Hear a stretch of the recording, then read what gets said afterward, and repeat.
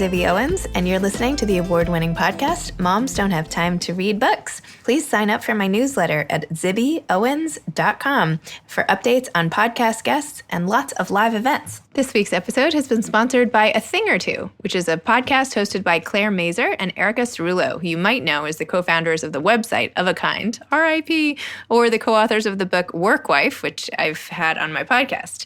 They're all about discovery and enthusiasm. This podcast has been described as a unique mix of urgent discussions of non-urgent things and thoughtful discussions of important and otherwise ignored things. And I'm very much on board with that take. Claire and Erica also send out a weekly companion newsletter with a diehard following. You can sign up to receive it at claireanderica.com. So thanks so much to Claire and Erica and their fantastic podcast, A Thing or Two, which you should definitely check out. I'm here today with Gigi Levangie, who's the author of several novels, including The Starter Wife, which was adapted as an Emmy-winning miniseries starring Deborah Messing, and Maneater, which was adapted for a Lifetime miniseries starring Sarah Chalke. Her latest novel is Been There, Married That. She also wrote the screenplay for the movie Stepmom with Julia Roberts and Susan Sarandon. Her articles have appeared in Vogue, Harper's Bazaar, and Glamour, and she currently lives in Los Angeles. So welcome, Gigi. Thanks for coming on Moms Don't Have Time to Read Books. Thank you so much for having me, Zibby. Gigi's being so patient because I just had about 15 minutes of technical difficulties when my computer decided to, update for no apparent reason. So anyway, thank you so much for being so chill. Thank you. Okay, Been There, Married That. Loved this book. Laughed like the entire time I read it. Yay. What is Been There, Married That about, and what inspired you to write it? Okay. It's basically a funny take on a ruthless Hollywood divorce. It's about a Hollywood writer who one night finds herself locked out of her own home. And afterwards, she has to navigate a high-stakes divorce with her OCD producer husband with the help of her jailbird sister. And it's also, at the same time, she's dealing with perimenopause and a prepubescent teenager. Basically, it's hormones and divorce all at once. Yay. Real life. Yes. Hashtag this is 40s or something, right? Oh my gosh, yes. How autobiographical is this book, would you say?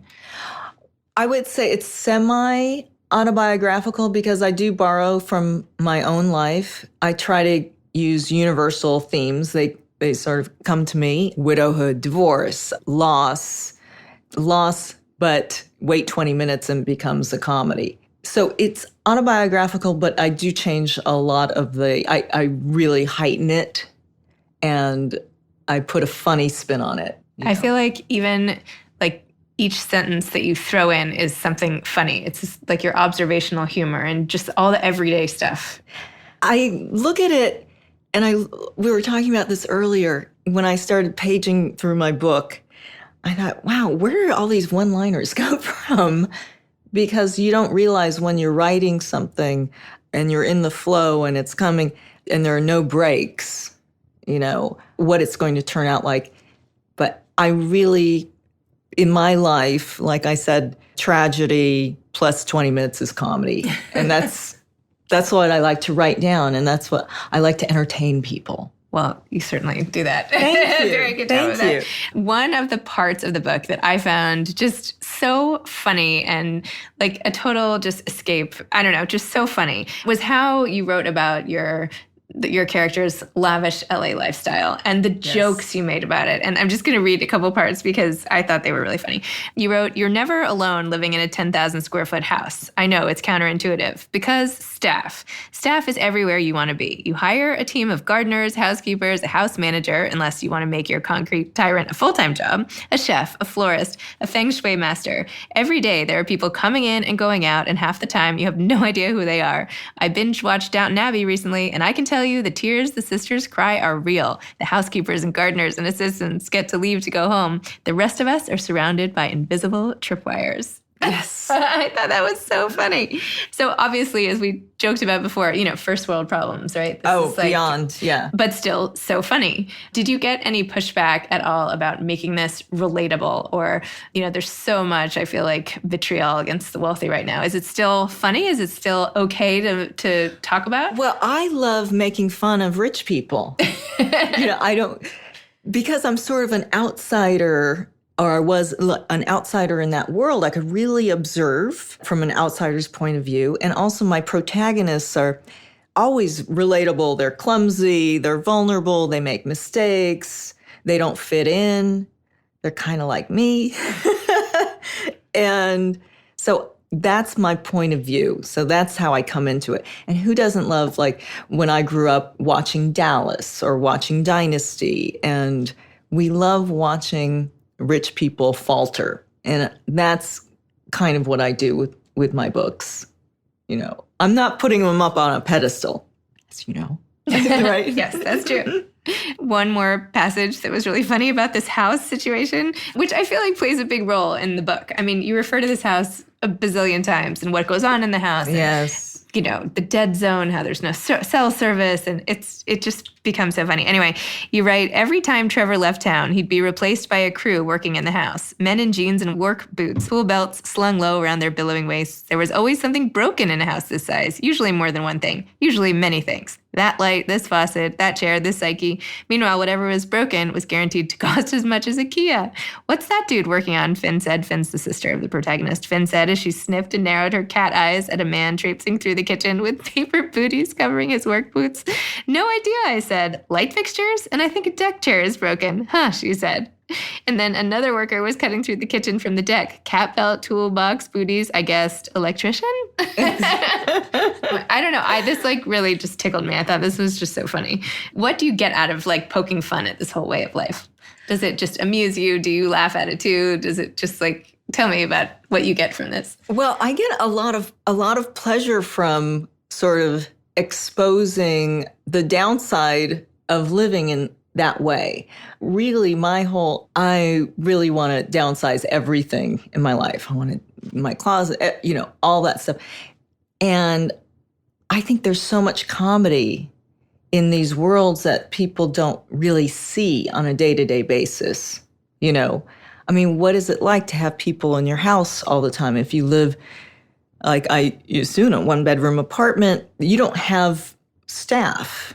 And people think that's it would be great to have a ton of people taking care of you. It kind of gets old, and I don't have that anymore. But I do think, I think it's funny, and, hearing the stories about people dealing with all the different personalities, these movie stars and everything, kind of at the beck and call of the people who work for them.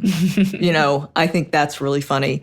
But as a writer, I like my solitude. I like simplicity. I like structure. And so that's just not the world for me. But I just find a lot of comedy to be mined there. I mean, I don't want to make fun of poor people. It's not, where's the fun in that? I don't, So there you have it.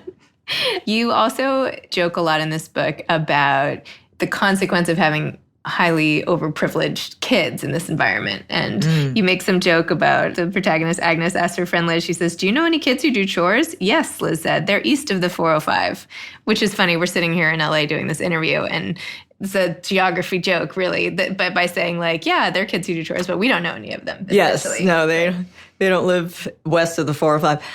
I was told once by a psychologist that there's neglect, on both sides of the spectrum. If there's too much money, parents aren't usually as invested in their children, but they throw money at the problems. And we see that, right, all the time. And then the other side of the spectrum, people are working 2 or 3 jobs. They can't keep tabs on their kids, and that's difficult as well. So raising kids with money, I really think you have to try to keep things as normal as possible, or else your kids are going to be food someday when the revolution comes.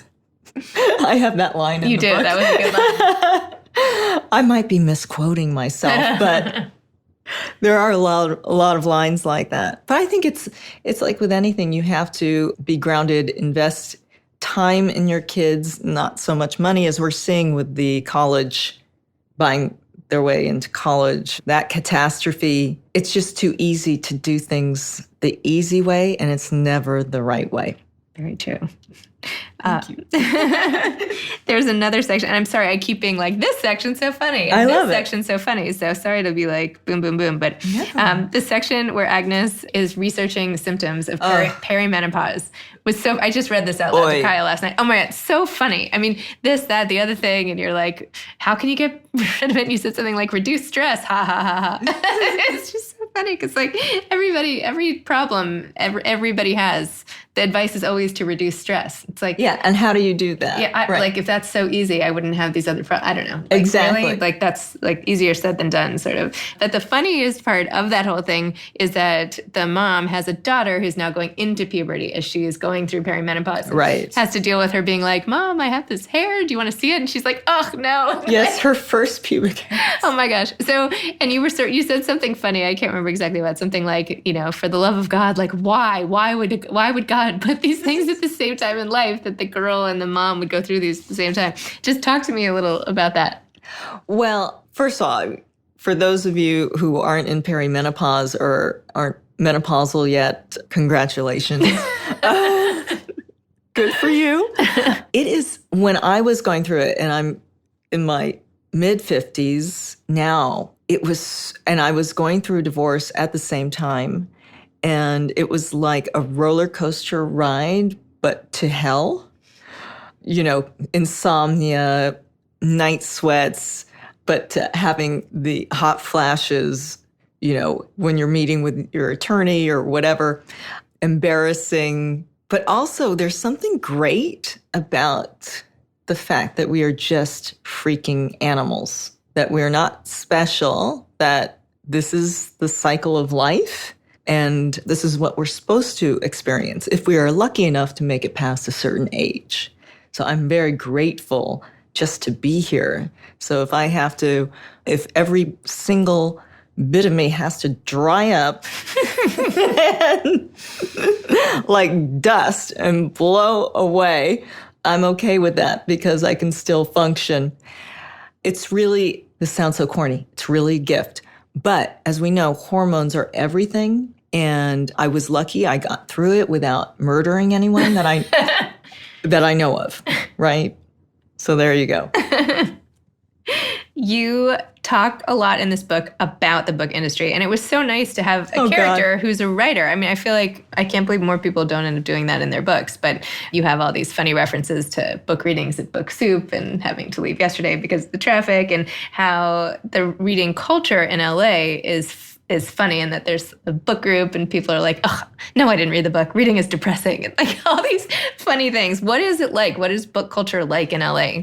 Well, there are definitely book clubs, and I've tried a couple of them. So there are definitely avid readers in LA, but I think they're more so than in New York. There are people who read the reviews, maybe a paragraph of the review, and then they kind of know the book, Look, we're all and it's gotten worse because we're all on our phones at night when we should be reading books to go to sleep. We're on our phones, scrolling through Instagram, commenting in our heads about somebody's plastic surgery, that sort of thing. So we're probably not reading as much as our brains would like. But I love poking fun in LA. I'm a native. I grew up in Hollywood. I went to Hollywood High, UCLA.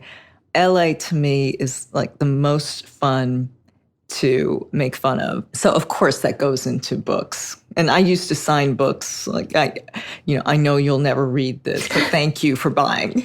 That's at my book signings in LA. But hopefully this book will be read and people will enjoy it. We'll see. You also poke fun again at, let me talk about the 50 things you poke fun at. Yeah, I know. The optioning of material. Oh my gosh. And you are in the throes of it all. You've had several things made, Starter Wife and Maneater. And so I can read this paragraph, but I feel like I've been reading half of this conversation, but it's just so funny. I just love hearing you read. Oh, good, because so there's this one scene, and this might be my last quote, but probably won't be. There's this one scene where the makeup artist tells Agnes that she must feel so cool for getting her book optioned. And you write, I didn't tell her. Option in Hollywood is lingua franca for don't quit your day job. My project had a 0.00001% chance of getting made. Option means a Hollywood reporter or variety announcement that you paid more to your publicist to run than you deposited in your bank account.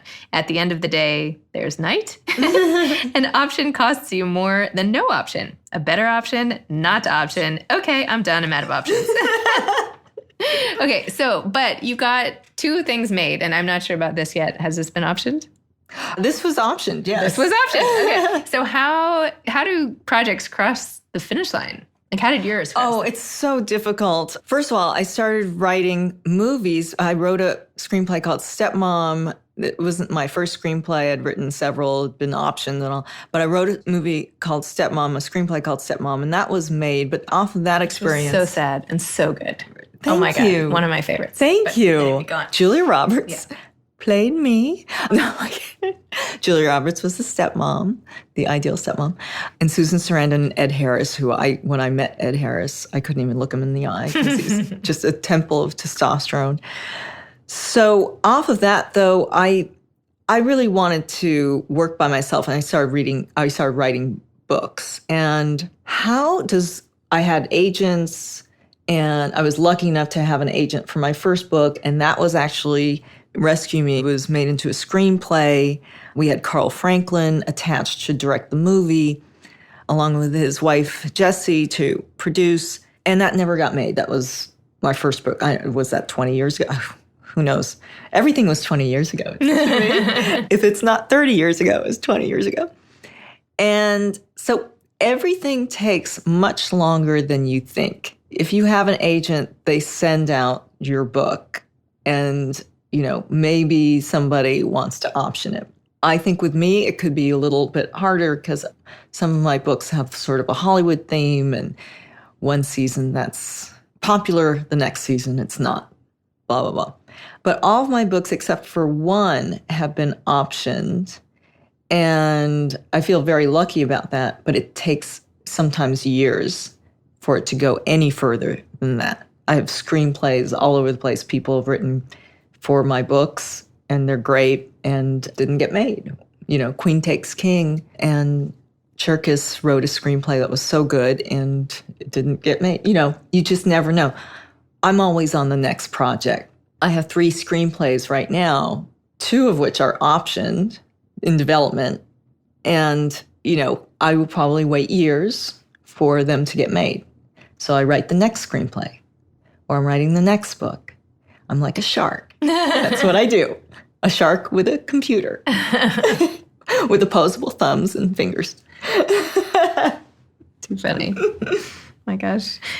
I know it's endless, isn't it? No, it's just amazing. The heart of the story, though, is about this divorce. Yes. And Agnes, the protagonist in this book, is very unexpectedly cast out of her home and has to navigate what comes next, being sort of profoundly disadvantaged because the man has all this power, and his lawyer is everybody's freaking out about his lawyer, and just all the cards are stacked against this woman in the book, and yet she has to fight for her daughter, which means more to her than anything, which, as someone who's been divorced, I understand that the most important thing, and the thing you're willing to give almost anything up for, is more time with the kids. Period. Absolutely. Right. So Agnes's divorce lawyer is also divorced and tells her how, she waited. Agnes is in this position of pain, and Anne is trying to give her advice and says, well, I waited till my kids went to college, so I didn't have to deal with this. But then I wasn't really myself the whole time they were growing up. So there's a trade-off, this whole waiting for the kids versus leaving but risking time with the kids. What do you think about all this? Pulling off the Band-Aid and just going for it. Every divorce is special like a snowflake. That's a nice way to say that. So I'm kind of known as the divorce whisperer in my neighborhood. People will come to me and, because of the Starter Wife and et cetera, in my own life. And they come to me and they ask me, should I divorce? How do I do it? What are the steps? And you really have to everybody has to weigh their options and really look at their lives. If you're just bored, maybe that's not the answer, to get divorced. If it's something, if there's abuse, drug abuse, alcohol abuse, ongoing verbal abuse, and physical abuse, obviously do whatever you can to get out. But I don't think, for a while I thought the right answer was not to divorce. I wrote something for Huffington Post that actual marriage counselors used, 7 reasons not to get a divorce. And I wrote this after I was divorced because I could see how hard it was on the kids whose parents were divorced and, going back and forth between houses and all of that stuff that even as adults we would find difficult. But you yourself know what you need to do. If you're a grown woman, you know what you need to do for yourself and your kids. You have to really ask yourself those questions and plan accordingly. Nobody else is going to have the answer for you. It's just something you have to go through one way or the other. I mean, some people stay together and then, 20 years later, they're happy and fulfilled. I didn't see that for myself. You didn't see that for yourself and your kids and my kids. So I made that choice. And sometimes it's not even really clear, but you have to make the best with what you've got. Oh, adulting, it's so hard, isn't it? It's really so hard. Yes. Yes. And then if you have kids, you're making that choice for your children. It's terrible. Yeah. Oh, I want to go back to bed. No, don't go back to bed. How did you first even get into writing the screenplays that you were writing? Were you someone who always had a notebook as a kid or always read? Oh my God, I did have a notebook as a kid. That's interesting. Diaries and all that stuff. Yeah, and diaries, notebooks, because I loved Harriet the Spy. Mm-hmm. So I would write in my notebook, I would observe. And that's when, kids had notebooks instead of pads, right? Yeah. So that was the start, and I was always a huge reader. I grew up in LA, in the LA basin, when it was completely smoggy, terrible air quality, and I was allergic to smog, so I had to stay inside. So my mother was a principal, a teacher and principal. My father was a stay-at-home dad who used to be in the staff sergeant in the Air Force. He stayed home and raised 4 daughters. We're all 18 months apart. Oh my gosh. So basically, if we got in a fight at school, he'd say, "Who got the last punch?" That was just hilarious. So I was raised like a little boy. But reading was my first love, absolute first love, besides my dog Snoopy, a beagle mix. And off of that, I started working for Thick of the Night. I was an intern on Alan Thicke's show. And I thought I could write some sketches. And I did. And they were put on air when I was still in college. So I got a little taste of what could happen. And I was always a pretty good writer. I was not good at math, but I was always a pretty good writer. I'd surprise my English teachers. I was like with all the gifted kids, and I was 10 years old in 7th grade. I'd skipped grades, but I was only good at writing and reading. That was it. It ended right there. So it was always inside of me. And then I saw, when I was working for Fred Silverman after college, who had been head of all 3 networks, and now he was head of me. That was it. That's all he had. And we managed to get 7 shows on the air. But I saw how much, this is so me, I saw how much the writers were getting paid, the TV writers. And I thought, can I swear or no? I thought I can write just as, let's insert bad word, but just as badly as they can. I can write this crap and get paid this much. I didn't think I can write just as well. I thought, I can write this. This is terrible. And so I started writing screenplays. And I took classes and just getting up at 5 o'clock in the morning and writing before I went to work in my old Ford Falcon. And eventually I had screenplays optioned. And then, like I said, Stepmom was made. And to my husband, I call my husband, it's much nicer. My husband's credit, he always believed in me, in that I could get a movie made. And he gave me the gift of time. So I was able to stay home and write books.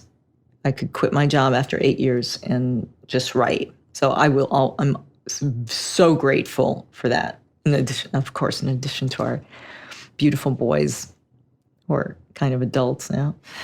So it was always just in me. and it's my solace and it's my tyrant. Like Winston Churchill said about writing, he said, it started out as my mistress and became my tyrant. Basically, paraphrasing Winston Churchill because we're so similar. But that's what I do. It comes, you can't give it up. If you are compelled, then you must follow through because you will be very unhappy if you do not. Very true. Yes. So what are you working on now? Okay. Well, like I said, I'm working on another screenplay now. I go back and forth between books and screenplays. Okay. I like that because screenplays are mostly dialogue, and you have to work within a paradigm. And then novels, you can kind of let loose more. So I like to toggle back and forth between screenplays, and maybe someday I'll do a play. But my next book, I'm looking to see what that is, but I think it's somewhere I always believed that my sisters were witches. Like they could predict things that I didn't see coming. And I've been able to do that sort of thing myself and sometimes bad things. So there's something in that arena, and I'm just finding out about LA and their covens. It's really interesting. There's a whole world out there. It's not just yoga, people. I mean, it's a lot of that too. So says the woman drinking alkaline balanced water. Yeah, exactly. Exactly. I need that. Yeah, okay. Do you have any advice to aspiring screenwriters or novelists? Yes. Learn everything you can and keep learning and just write 5 days a week. Write 5 days a week. Take a half an hour, even 20 minutes, and just sitting down with no distraction, even for that short period of time, you will, at the end of the year, or at the end of 6 months, you will come up with something that is complete.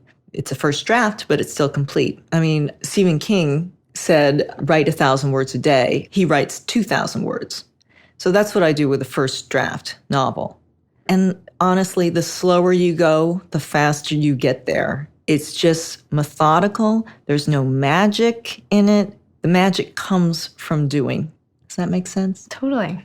Or am I just high? I like when you said the slower you go, the faster you get there. That's my theme. I like that. That's a good. I should put that on some pillows or maybe some journals. I feel like I came up with that a long time ago because this is so embarrassing, but in junior high, I was the slowest runner in my entire PE class in public school. Can you imagine? Meanwhile, my sister, 18 months older, fastest. But so I relate to turtles, to tortoises, to snails. The slower you go, the faster you get there. Just every day is a new opportunity. Just keep moving. I like that. Thank you. Oh, well, thank you so much for coming on Moms Don't Have Time to Read Books and sharing your hilarious story. I'm so honored. Married that. Thank you. Thank you. You've been listening to Moms Don't Have Time to Read Books with Zibby Owens. Please make sure to sign up for my newsletter at zibbyowens.com to get more updates about episodes like these and also lots of live events. Thanks so much to Claire Mazer and Eric Cerullo and their amazing podcast, A Thing or Two, which you should definitely check out. You can follow me on Instagram at Moms Don't Have Time to Read Books. Thanks so much to Steve and Ryan at Texture Sound for the sound editing. And thank you to Morning Moon Productions for providing this fantastic intro and outro music. Thanks for listening. You could always email me at zibby@zibbyowens.com.